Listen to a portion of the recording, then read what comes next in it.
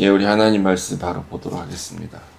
마가복음 14장 26절부터 31절까지 갈릴리에서 다시 만나자는 이유라는 제목으로 말씀드리겠습니다. 이에 그들이 찬미하고 감난산으로 가니라. 예수께서 제자들에게 이르시되 너희가 다 나를 버리리라. 이는 기록된 바 내가 목자를 치리니 양들이 흩어지리라 하였음이니라. 그러나 내가 살아난 후에 너희보다 먼저 갈릴리로 가리라. 베드로가 여짜오되 다 버릴지라도 나는 그리하지 아니겠나이다. 예수께서 이르시되 내가 진실로 내게 이르노니 오늘 이 밤 닭이 2번 울기 전에 내가 3번 나를 부인하리라.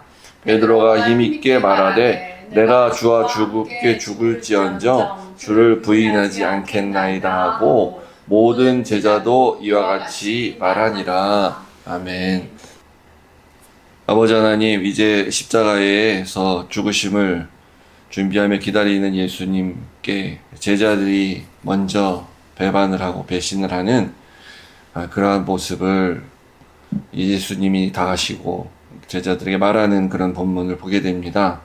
하나님, 우리도 삶 가운데 우리가 제자들처럼 정말 예수님의 기대를 저버리고 예수님과 끝까지 함께 가지 못하고 중도에 배신과 같이 달라가는, 중도에 그만두는 그러한 모습이 삶 가운데 여러 번 많이 있었습니다. 하나님, 이제라도 돌이키게 하여 주시옵시고 끝까지 함께 예수님의 제자로서 살아가게 하여 주시옵소서. 예수님 이름으로 기도했습니다. 아멘. 한국 속담에 암탉이 울면 집안이 망한다라는 그런 말이 있습니다. 요즘은 이제 이런 말 거의 안 하죠. 이런 말 했다 큰일 나니까. 예전에 많이 했어요. 근데 이제 이 말의 뜻은 이제 이런 거죠. 닭을 봤을 때, 아침이든 뭐 닭이 꼭 아침만 우는 건 아닌데, 그 꽃기호하고 우는 건 수탉이랍니다. 암탉은 이제 그렇게 울질 않는데, 평소에는. 근데 이제 예외는 있대요, 예외. 이제 뭐 정말 재미있는 게 그건데, 수탉이 다 죽어서 암탉이 수탉의 어떤 역할을 해야 되는 그런 상황이 되면 암탉이 운답니다. 근데 좀 소리가 약간 다르대요. 그리고 그때 암탉은 알도 안 났는데 호르몬이 변화가 와서. 그러니까 이제 무슨 말이냐면 수탉은 아침에 울면서 아침을 깨우고 질서를 이렇게 시간을 알리고 질서를 유지하고 그런 역할이라면 암탉은 알을 낳고 품고 이런 어떤 역할, 가정의 역할 이런 거죠. 그러니까 그 질서를 엎어서 암탉이 울기 시작하면 소위 말해 이제 집안에서 여자들이 너무 이렇게 남자가 해야 될 일을 넘어서서 막 설치고 그러면 망한다. 이런 게 이제 안 좋은 속담입니다. 그러니까 암탉이 울면 집안이 망한다. 한국 속담이에요. 부정적으로 얘기를 하는 거죠. 근데 서구 문화에도 이렇게 그런 게 있대요. 수탉을 좀 부정적인 이미지로 생각하는 경향이 있답니다. 항상 그런 건 물론 아니에요. 부끄러운 진실이 이렇게 드러난 어떤 순간, 그럴 때 이렇게 수탉이 딱 우는 거. 거기에 이제 베드로 요 사건에서 이게 사실 기인했답니다, 실제로. 그러니까 이 성경의 요 베드로 사건을 가지고 서구 문화에서 예술적인 문학이라든가 음악에 그런 요소를 넣은 거죠. 패러디 한 거겠지. 배신을 하고 이렇게 그럴 때 죄책감이 들 때, 그리고 전혀 기대하지 않은 어떤 불청객이 나타나는 그런 현실 속에서 요 수탉이 우는 그 상황, 그런 걸 이미지가 있다고 합니다. 그게 바로 베드로 때문에 그런 거예요. 요 관련 있어 이야기랑. 그래서 이제 그런 이제 서양과 한국의 문화 관련된 게 있는데.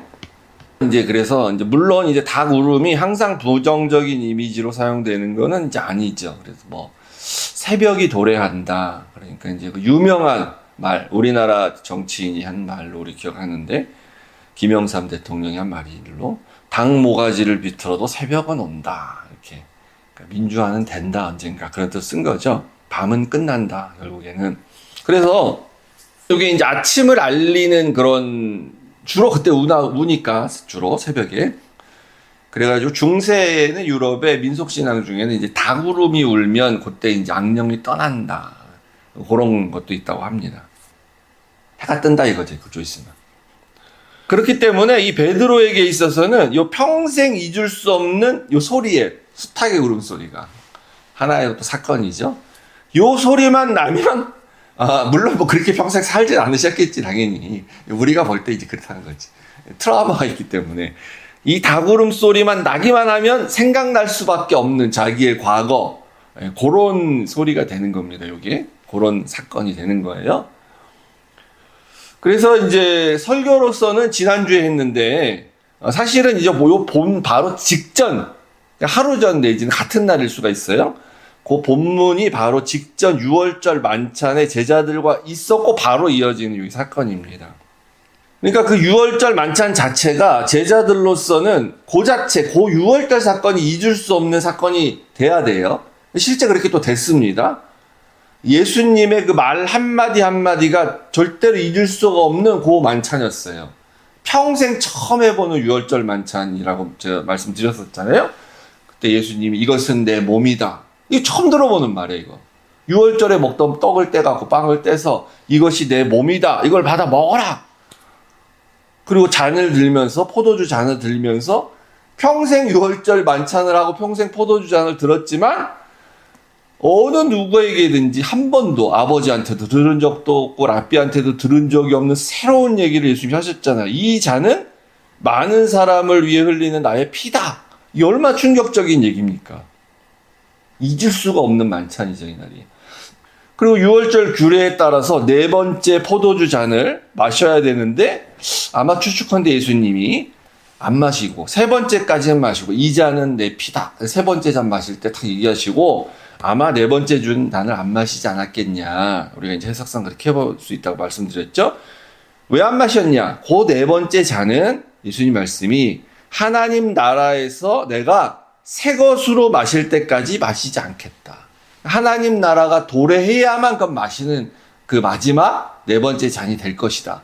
그러니까 너희들은 가는 곳마다 이걸 기념하고 그 잔을 그때 마셔라. 그래서 이게 이제 6월절 만찬이 이 성찬식이 되는 거예요. 이 이후로. 놀라운 일이죠.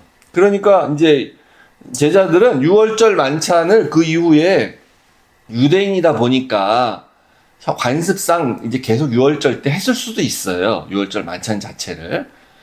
그게 갑자기 없어지진 않았겠죠. 그런데 이거 율법의 의미로 율법을 지켜서 내가 6월절을 지켜야 6월절 만찬을 해야 구원받는다는 의미로 하지 않았겠지, 당연히 제자들은. 그 이후에 제자들을 포함한 그리스도인들은. 그래서 6월절 만찬은 만찬대로 하더라도 새롭게 성찬식을 하면서 제자들은 이 성찬식을 할 때마다 그날을 잊을 수가 없는 아주 이제 그날이 되는 거죠. 그러니까 그 6월절, 예수님과 함께 했던 그 6월절 만찬.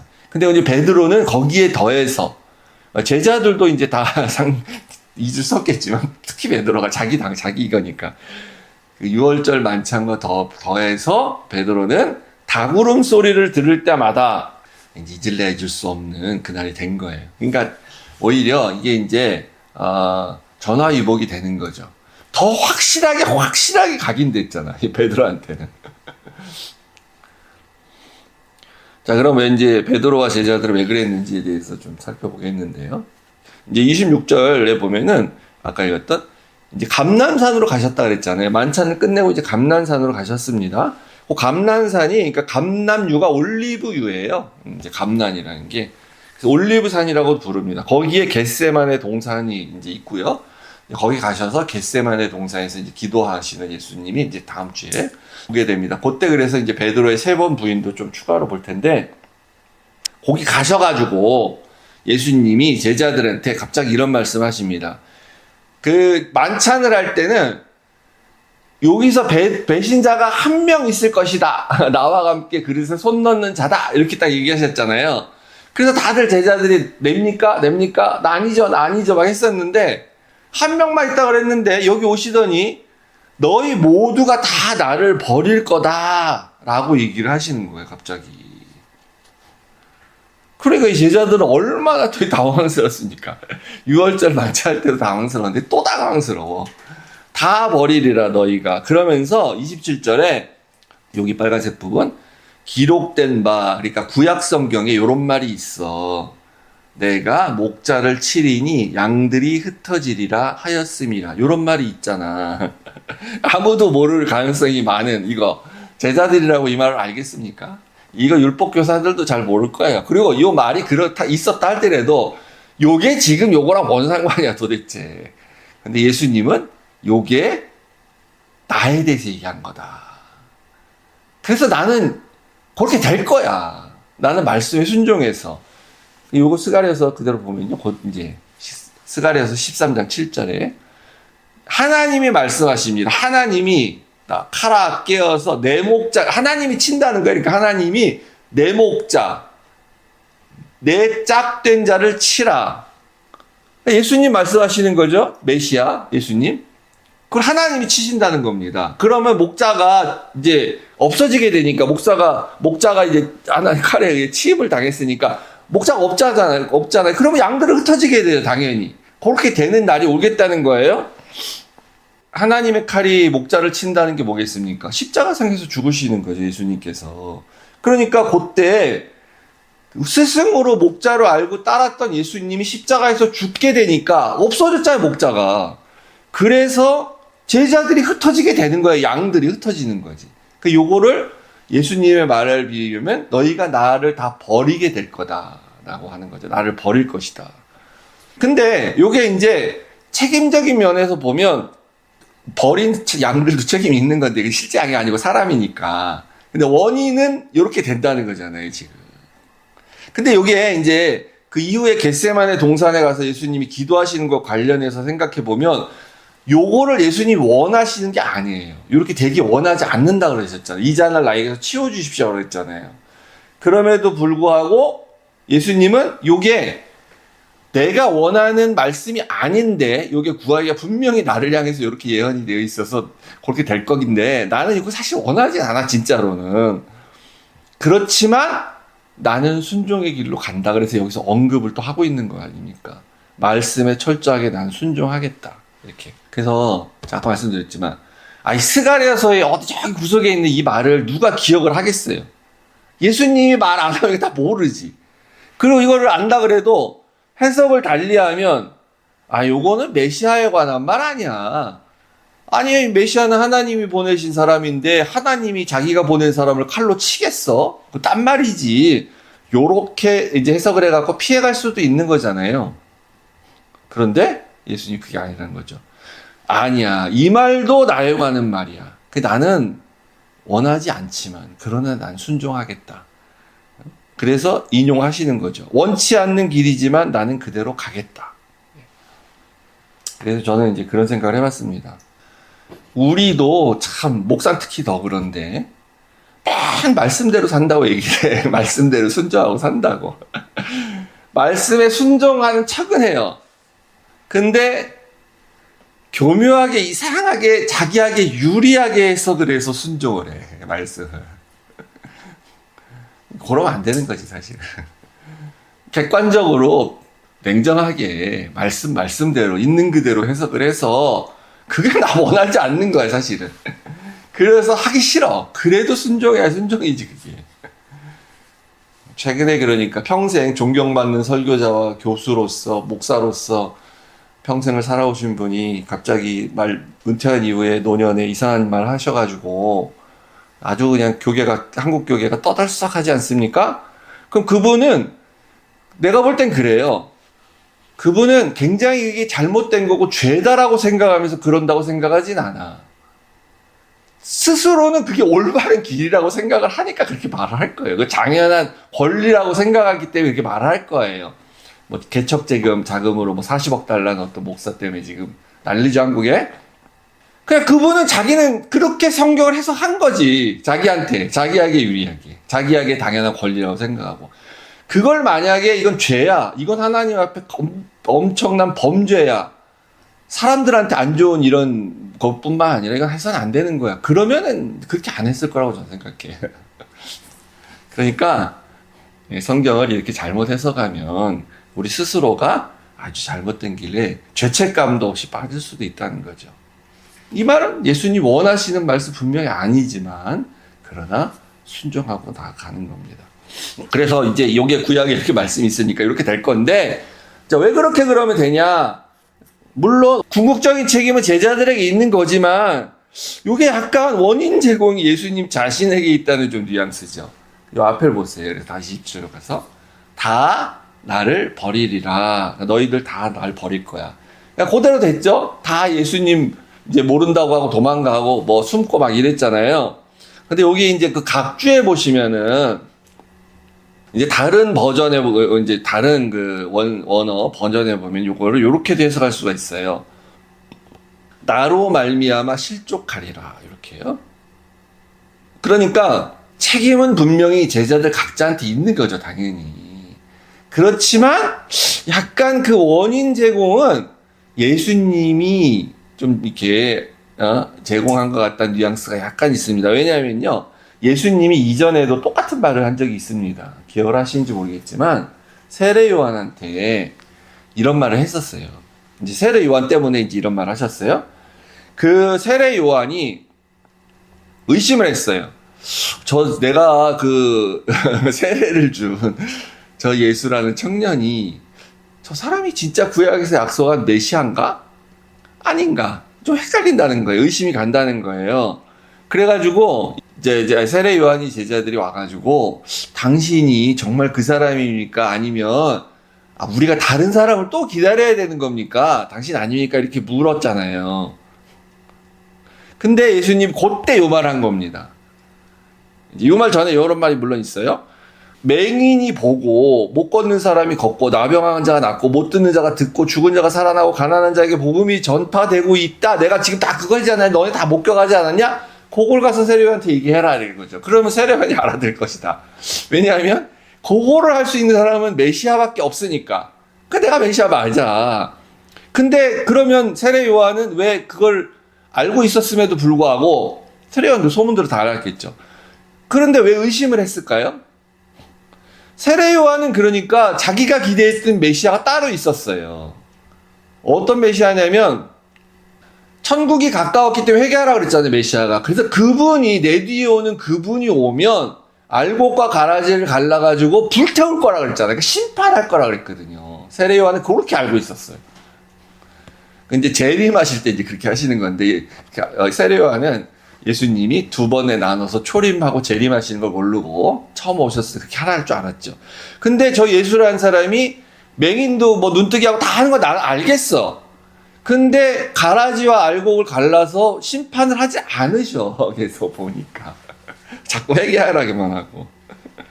좀 태워버리시고 지금 막 좀 불을 내리시고 막 해야 되는데 자기가 기대하고 믿었던 메시아가 아니잖아요. 그래서 세례요한이 약간 저렇게 지금 의심하고 있구나. 지금 세례요한 믿음이 좀 흔들렸어. 세례요한 약간 지금 실족한 거야. 왜? 나 때문에 그런 거야. 내가 그렇게 안 하니까. 나로 말미암아 실족했구나, 세례요한이. 그러니까 나의 이런 잘 모르는 진짜 나의 그 사역과 의도와 목적과 내가 할 일이 뭔지를 완전히 모르는 상태에서 나를 약간 오해해서 그래서 믿음이 흔들린 거? 그 나로 말미암아 실족한 거야. 근데 만약에 세례 요한은 예수님이 앞으로 이후에 할 일을 잘 모르니까 그렇게 실족을 할 수 있었겠죠? 제자들도 다 모르니까 지금 실족할 수 있겠죠? 다 버리리라 하겠죠? 예수님으로 말미암아. 그런데 그거를 모름에도 불구하고 실족 안 하면 정말 복이 있는 거지. 예를 들어서 그런 마리아와 같은 여인들 있잖아요. 그 사람들은 실족 안 했잖아. 예수님의 이 모습 보고. 우리는 근데 또 다 알잖아, 이미. 결론까지. 우리는 예수님 때 실족하면 안 돼. 그 말이 안 돼. 핑계가 안 돼요. 예수님 때 실족할 수가 없어, 우리는.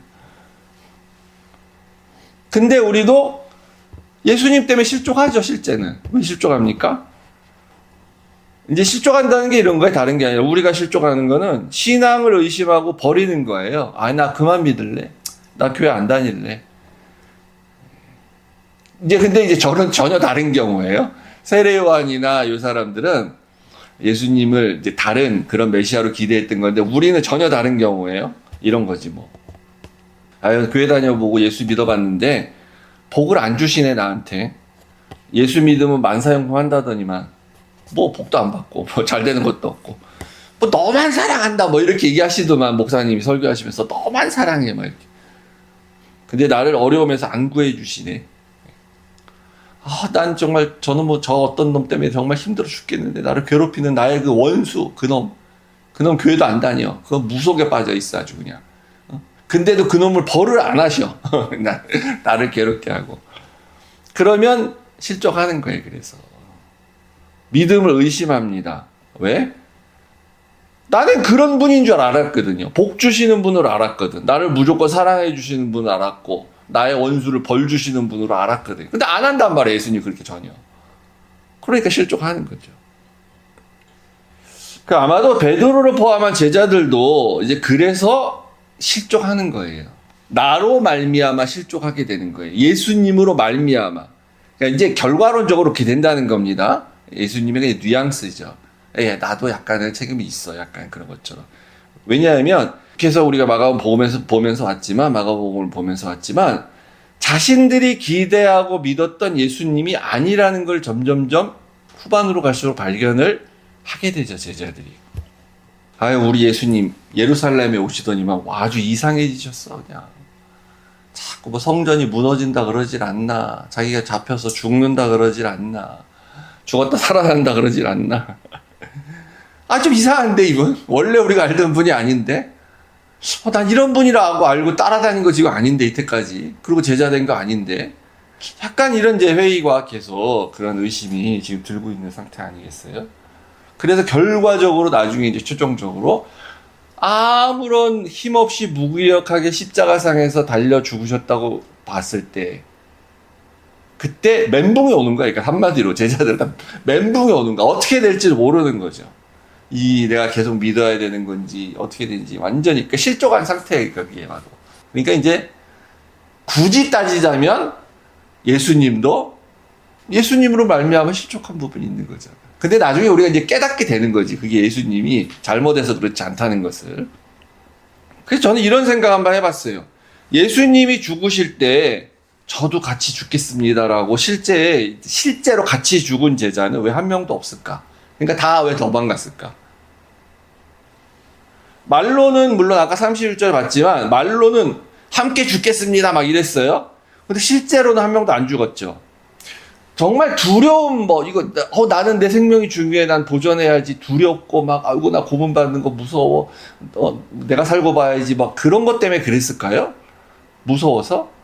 그렇지 않아요, 사람이. 우리가 드라마 봐도 그렇지만, 우리 경험적으로 봐도 그렇지만, 세상에 그 깡패 조폭 두목도요, 아주 범죄자고, 이런 무지막지하고 정말 그런 두목도, 형님, 하면서 함께 죽는 부하가 있어요.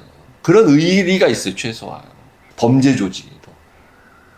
근데 예수님이 어떤 모습이 간에, 사실 제자들 생각했을 때 어떤 모습인가 상관없이 3년을 이렇게 같이 생활하면서 스승으로 모시고 이렇게 왔으면 적어도 예수님과 함께 나도 죽을 수 있다, 진짜 죽는 그런 사람이 나와야지. 한 명이래, 최소한. 깡패 두목도 그런 사람이 있는데. 근데 왜 아무도 없냐? 그거는 우리가 알 수 있는 건 아니지만 우리가 추측할 건데, 실족한 이유가 예수님 때문에 실족한 거기 때문에 그런 거예요. 다른 게 아니라. 그러니까 처음부터 내가 혁명을 하다, 예수님과 함께 혁명을 하다, 나는 죽으면 죽으리라고 마음가짐을 가지고 그렇게 했던 사람이면 같이 죽습니다. 얼마든지. 무섭다고 도망가지 않아요. 그래서. 근데 예수님 때문에 실망했기 때문에 그냥 멘붕이 오는 거예요. 예수님만 하고 함께 죽을 수도 없고. 그런 상태가 되는 거죠. 제자들이 기대했던 혁명가 메시아의 어떤 모습으로서 예수님이 좀 끝까지 이렇게 싸우시다가 뭔가 이렇게 저항하시고 싸우시고 부르짖으시고 그러다가 힘이 부족해서 만약에 십자가에서 잡혀서 죽으셨다면 그러면 같이 죽는 제자가 나왔을 거예요. 아마 분명히. 근데 그게 이제 우리가 알다시피 전혀 하나님의 뜻이 아니기 때문에, 예수님의 뜻도 전혀 아니기 때문에 예수님이 그렇게 하지 않으셨죠. 그런 식으로 해서 세상을 바꾸시려고 하지 않으셨죠. 예수님은. 근데 제자들 입장에서는 전혀 다른 모습이시니까 전혀 기대했던 모습이 아니고 그래서 그냥 한마디로 말해 다 멘붕이 오는 겁니다. 전부 어떻게 해야 될지 모르는 그런. 그래서 이제 그 사건은 벌어지고 제자들은 도망가고 결국은 다 버리고 실족했는데 그러니까 요 실족 사건을 통해서 이제 그 이후에는 뼈저리게 철저하게 그것을 깊이 깨달아야만 되는 거죠. 그 일이 있었기 때문에 오히려 반전의 역사가 있는 거죠. 근데 이제 28절에 그래서 예수님이 계속 말씀하시는데 뭐라 그러냐면 내가 이제 살아난 후에란 건 뭡니까? 죽어야 살아나는 거잖아요. 그 십자가 이제 죽음 이후에 나는 뭐라 할 거냐면 너희들보다 먼저 갈릴리로 가리라 이렇게 말씀하셨습니다. 그 말은 뭡니까? 내가 먼저 갈 테니까 니네들도 뒤에 와라 이런 말인 거죠. 먼저 갈릴리로 가리라. 왜 굳이 먼저 갈릴리로 가리라 이렇게 얘기하셨을까? 그리고 실제로 나중에 이제 부활하시고 빈 무덤이 됐을 때 뒷부분에 가서 보면요. 이제 부활하셔서 무덤이 비었죠. 예수님의 이제 시신이 거기 없었어요. 그때 어떤 청년이, 근데 이제 청년이 천사지. 거기 청년이 있었다고 말하는데, 예수께서 너희보다 먼저 갈릴리로 가시나니 전에 너희에게 말씀하신 대로 그대로 될 거다. 정말 그렇게 하셨어요. 갈릴리로 가셨어요. 다시 먼저. 그래서 이제 제자들에게 오늘 하신 말씀을 기억나게 하시죠. 끼는 예루살렘에서 죽으셨는데, 그리고 부활을 당연히 거기서 하셨죠. 근데 왜 다시 갈릴리로 가신다고 하실까? 부활 이후에 처음으로 가야 되는 곳이 왜 갈릴리야만 할까? 제자들과 다시 만나는 곳이. 원래 갈릴리에 살았었기 때문에, 제자들도 원래 갈릴리 출신이기 때문에, 아니면 갈릴리가 예루살렘보다 더 중요하기 때문에, 뭐 그런 건 아니겠죠. 그죠? 왜냐하면, 승천하실 땐 또 예루살렘에서 승천하세요. 그리고 제자들한테 여기를 떠나지 말라 딱 얘기했잖아요. 그래서 오순절날 성령이 강림할 때 예루살렘에 있는 제자들에게 임하는 겁니다. 성령이. 갈릴리에 임하지 않으세요. 이 부분은 이제 제가 마가복음 두 번째 설교를 했을 때 말씀을 드렸었는데 다시 나온 김에 중요하니까 잠깐 갖다 요약하겠습니다. 마가복음 두 번째 설교를 좀 참고하시면 좋겠는데 예루살렘과 갈릴리를 우리가 잘 봐야 됩니다. 그러니까 이제 비유적으로 얘기하면 예루살렘이라는 건 어떻게 보면 현재 우리가 살고 있는 곳이에요. 그러니까 종교의 중심지죠. 성전이 있는 곳이고 의식과 제사의 중심이고 여기는 종교적인 열심이 그래서 있어요. 그러니까 율법주의가 강할 수밖에 없습니다. 그러니까 마치 우리가 교회가 있는 곳에서 사는 거예요. 교회 중심의 종교. 우리 지금 그렇게 하고 있잖아요. 기도와 예배 중심이 교회에서 일어나죠. 그리고 열심히 해요, 우리가. 성경 공부도 열심히 해요, 교회에서. 그런 곳이 예루살렘과 같은 곳인데, 마치 우리가 지금 교회에서, 그렇게 하고 있어요. 그러니까 종교적 전통과 관습이 잘 좀 지켜져야 됩니다. 이제 그래서 예루살렘에는 바리새인과 공의회 이런 게 있잖아요. 그러니까 우리도 예배 드릴 때, 그러니까 관습과 전통이 중요하고 예배의 어떤 형태, 그러니까 교회론적인 교회의 틀, 이런 게 중요하잖아. 그러니까 이제 잘못하면 너무 형식주의자가 되는데 이 기존 틀을 깨려고 하면 그러면 이제 비난을 받기도 하고 잘못 깨다 보면 또 이상한 방향으로 나갈 수가 있어요. 그리고 조심해야 돼요. 그래서 이런 곳에서는 이 새로운 패러다임을 가진 하나님 나라가 시작되기가 좀 힘들어요. 근데 우리는 이제 비유적으로 보니까 그렇다는 겁니다. 근데 우리는 지금 우리가 하는 교회가 새로운 하나님의 나라라고 보기 때문에 이제 여기서도 하나님 역사 하시는 거지. 근데 당시 예루살렘은 아니거든요. 당시 예루살렘에서는 하나님의 나라, 예수님 말씀하신 하나님 나라가 도저히 거기서 웬만해서는 뿌리내리거나 시작되기 힘든 그런 종교적 배경인데 예루살렘이에요. 그러니까. 반면에 갈릴리는 뭡니까? 이 변방의 이제 시골이에요. 다양한 민족이 거주했고, 다양한 문화와 이런 사람들이 공존하고 정통 유대인들은 가기 싫어하고 좋아하지 않는 지역. 이제 오죽하면은 이제 그 이사야서를 이용해서 마태는 갈릴리가 이방 땅이 아닌데 일부만 좀 이방인데 갈릴리 막 이방 땅이라 그러잖아요. 그 정도로. 그래서 뭐 어둠에 있고 뭐 사망의 그늘이 있고 뭐 이렇게 묘사를 하는 땅들이 거기야. 그러니까 그러니까 여기는 상업적으로 발전을 했기 때문에 농사적으로도 풍요한 지역이기 때문에 잘 살아. 근데 그럴수록 소외된 사람이 많죠. 예. 가난하고 병든 사람이 많고 또 제일 중요한 건 종교적으로 또 소외가 되어져 있는 곳이죠. 여기가. 이런 곳에서 예수님은 사역이 시작이 된 거예요. 그러니까 하나님 나라가 이런 곳에서 이제 더 잘 이제 먹히는 거죠. 어떻게 보면 이렇게 어필이 될 수가 있는 거잖아요. 여기서 제자들을 부르셨고 공동체를 이제 형성했고 그렇게 됩니다. 근데 이제 이 갈릴리는 그래서 이제 오늘날로 다른 말로 보면은 아까 이제 우리가 사는 이 교회 중심의 신앙생활이 오늘날 우리의 모습인 것처럼 이 갈릴리는 오늘날로 보면 보통 인간들의 일상적인 삶을 사는 곳이라고 말할 수가 있어요. 우리의 일상적인 삶. 그러니까 우리는 이렇게 봐야 돼요. 우리의 삶은 이 갈릴리와 예루살렘이 공존돼 있어. 우린 주일날 교회를 가서 주위의 교회 중심으로 살면 예루살렘의 삶을 사는데 세상에 나가면 사실 갈릴리 같은 삶을 사. 일상생활 속에서 만나는 사람들, 그리고 그 사람들 삶, 그 사람의 어떤 직장 이런 데 우리가 이제 그냥 그렇게 나도 살아가게 되는 거잖아요. 거기서 예수님이 하나님 나라를 전파한다는 거죠. 역설적이게도 그곳에서. 그러니까 이제 우리 다양한 삶이 사는 게 우리의 오늘날 삶인데 다양한 삶이 같이 어우러진 옛날에는 이 종교적인 이제 그 중심의 사람들과 이렇게 이제 예루살렘 그리고 갈릴리로 대변되는 어떤 이방이라고 같이 불리는 갈릴리가 이렇게 구분되어 있었단 말이에요. 근데 오늘날 우리 다 같이 이렇게 사는 삶인데, 그러니까 우리가 잘못된 그러니까 종교 중심적인 교회 중심적인 신앙생활로 가게 되면 우리가 착각을 하게 되는 거야. 그러니까 교회 오면 다 나같이 사는 줄 알아. 그래서 서울 강남 서초구의 모 교회는 뭐 법조인만 몇백 명, 뭐 의사만 몇백 명, 뭐 이런 얘기 하잖아요. 그러면 다 우리가 그렇게 사는 게 아니지, 당연히. 그런데 마치 그런 데 와서 맨날 그런 사람끼리 모이고, 뭐 법조인 모임하고, 뭐 의료선교하고 그러면 마치 다 우리가 그렇게 사는 것처럼 착각을 하게 된다는 거예요. 그러니까 그런 속에서 하나님 나라의 새로운 패러다임이 이렇게 어필되기가 쉽지가 않게 돼, 잘못되면. 그러니까. 그래서 이 갈릴리와 예루살렘은 조화를 이루어야 돼. 균형을 이루어야 됩니다. 오늘날에서 특별히.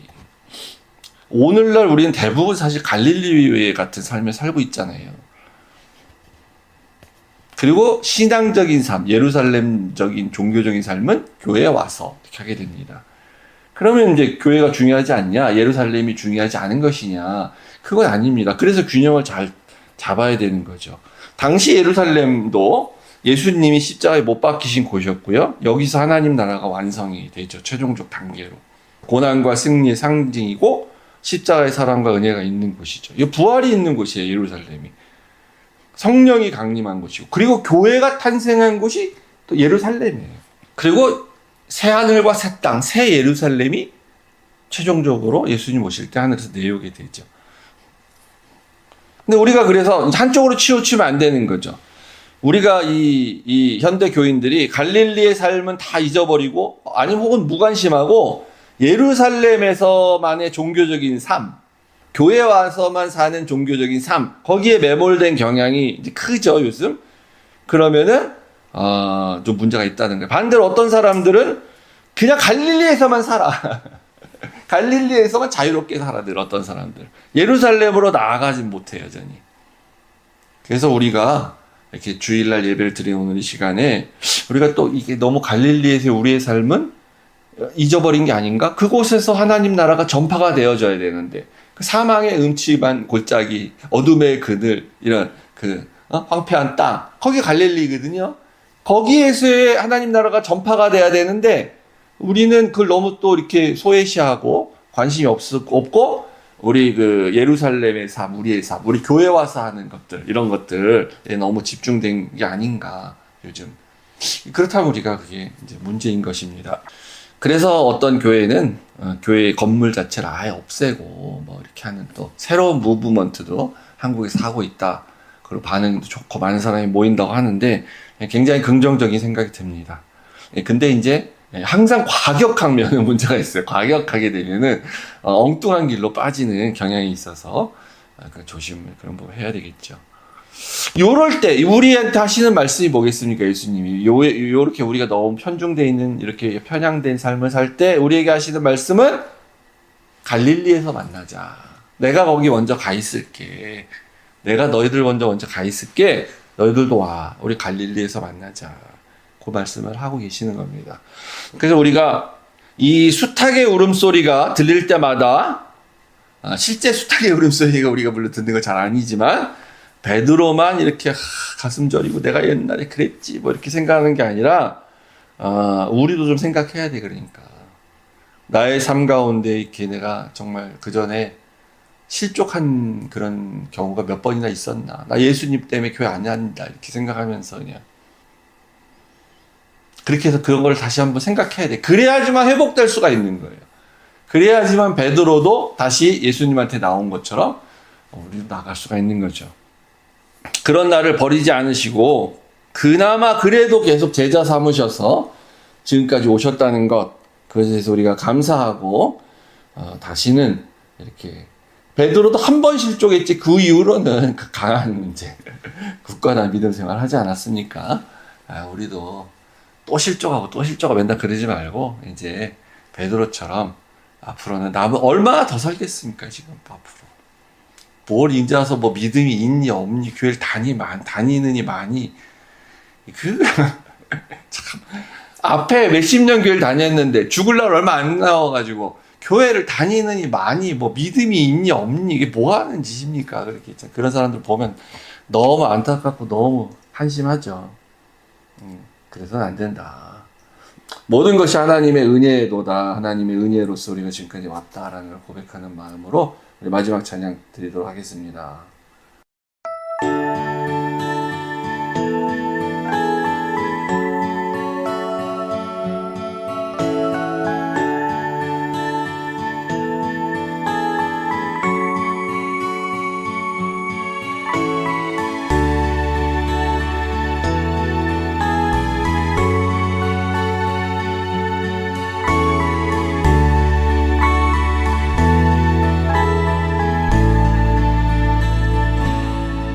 시작됐네. 우리 주님의 능력이 나의 삶을 다스리고 새롭게 하네. 자유하네. 죄와 사망으로부터 나의 삶은 변하고나 충만하네. 시작됐네. 우리 주님의 능력이 나의 삶을 다스리고 새롭게 하네. 자유하네. 죄와 사망으로부터 나의 삶은 변하고나 충만하네. 은혜로다. 주의 은혜 한량없는 주의 은혜. 은혜로다. 주의 은혜 변함없는 진실하신 주의 은혜.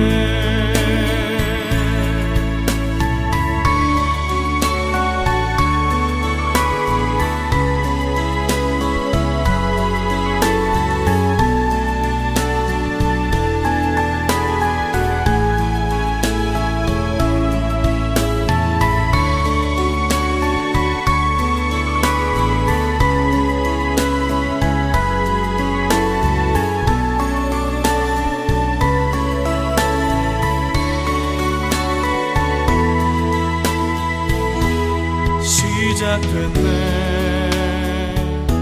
우리 주님의 능력이 나의 삶을 다스리고 새롭게 하네.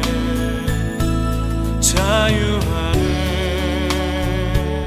죄와 사망으로부터 나의 삶은 변화